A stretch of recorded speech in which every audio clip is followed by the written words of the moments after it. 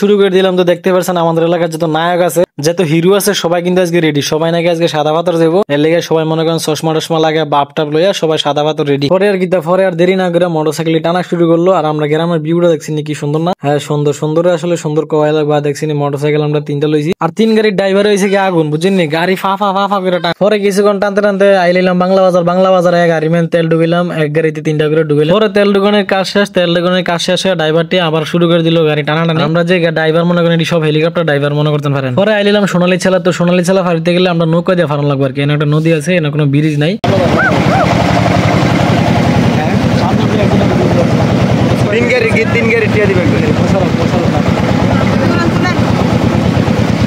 নৌকার বেজাল শেষ করে আবার ড্রাইভারে টানাটানি শুরু করে দিল। টানানি শেষে এদিকে একটা ব্রিজ ফেলাম, আর ব্রিজ থেকে কিন্তু সাদা পাথর বেশি একটা দূরে না দেখা যায় বলে তারা কইতেছে আর কি। আর যত কাছে যাইতেছি এত ভালো লাগতেছে, খালি বড় বড় পাহাড় থাকতেছি। আর দেখছি জঙ্গলের যে ভয়ঙ্কর রাস্তা, এই রাস্তা দিয়ে যাওয়া লাগে। মানে এই আমরা যে রাস্তা দিয়ে যাইতেছি এই রাস্তাতে কিন্তু গোপন রাস্তা, আমরা কিন্তু হিন্দিয়া যাই না। হিন্দিয়া গেলে টিয়া বেশি লাগে, আমরা মনে করেন এই রাস্তাটা সিনিয়াল, এর লাগে আমরা ইন্ডিয়া যাইতেছি আর কি।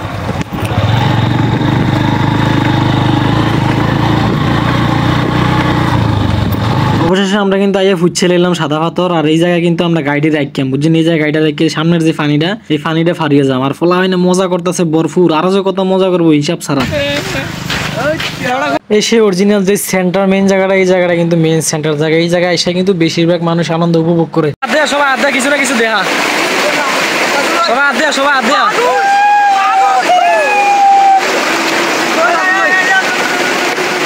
এই সে সাদা পাথর যে ঘোরাঘুরি করলাম এতক্ষণ দেখলেন, আসলে অসাধারণ।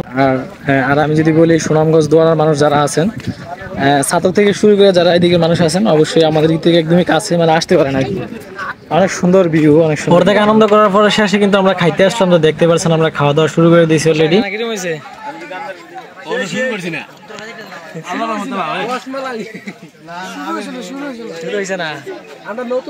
চলতে আছে।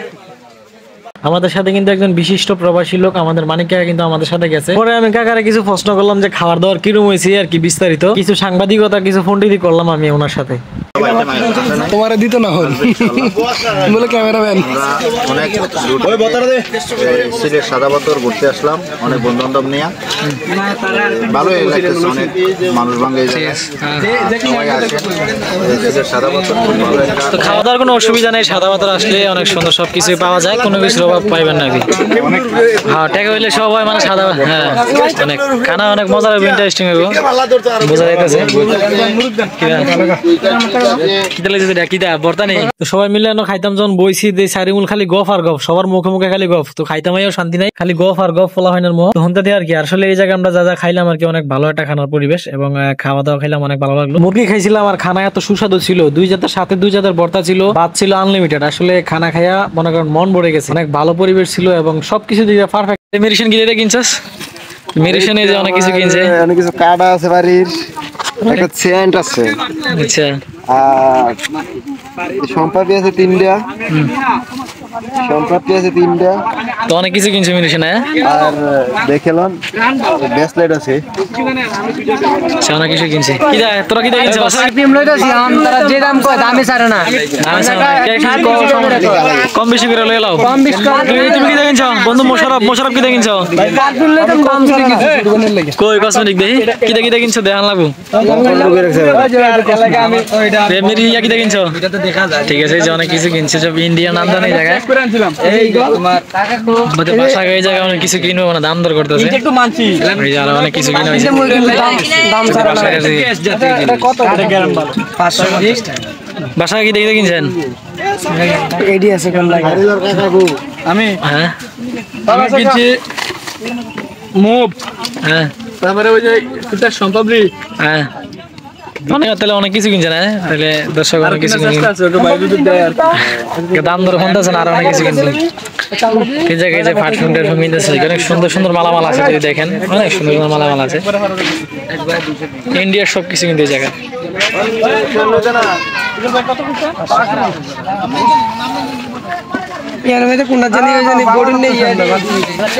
অবশেষে কিন্তু সাদা পাথর আমাদের ঘোরাঘুরি শেষ। তো এখন মনে করেন কিছুটা মুহূর্ত আমাদের সাথে যারা যারা আসছিল, তো তো তাদেরকে কিছু প্রশ্ন করাবে আসলে সাদা ভাতের ঘোরার মানে ঘোরার অনুভূতিটা কিরকম? মোশাররফ, তুমি যে সাদা ভাতের ঘোরারি করলা, তোমার অনুভূতি কিরকম, মানে কিরকম ভালো লাগলো? আলহামদুলিল্লাহ অনেক সুন্দর জায়গা, সবাই আসবেন। আর সাদা পাথরের লোকেশন হয়েছে গিয়া সিলেট বিভাগ। বিস্তারিত কিছু বলো সাদা ভাতের সম্পর্কে, অনেক ভালো লাগছে। বলার কিছু নাই, এত সুন্দর জায়গা যে বলার মতো কোনো কিছুই নাই। সবাই আসবেন, সবাই আসবেন, হ্যাঁ অনেক সুন্দর জায়গা। সবাই আসবেন, অনেক সুন্দর জায়গা। সাদা পাথর সুন্দর, অনেক সুন্দর।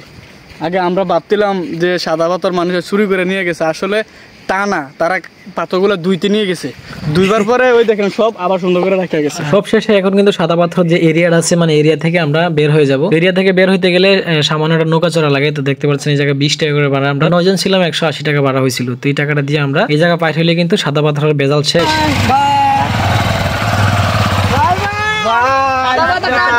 সবাই যখন টাটা দিয়ে দিল, তো আমিও দিয়ে দিলাম। অবশেষে ঘোরাঘুরি শেষ, এখন আমাদের বাড়ি যাওয়ার রওনা। বাড়ি যাওয়ার জন্য অলরেডি প্রস্তুত রওনা, অলরেডি মোটরসাইকেলে উঠে গেছে, আর আমাদের হেলিকপ্টার ড্রাইভার গুলো অলরেডি রেডি। গাড়ি কিন্তু সাইরা দিছে, মানে চালানি শুরু করে দিছে। তো সবাই ভালো থাকবেন, সুস্থ থাকবেন, আল্লাহ হাফেজ। আর ভিডিওটি কেমন লাগছে অবশ্যই বিস্তারিত জানাবেন। সবাইকে আমার সালাম, আসসালামু আলাইকুম।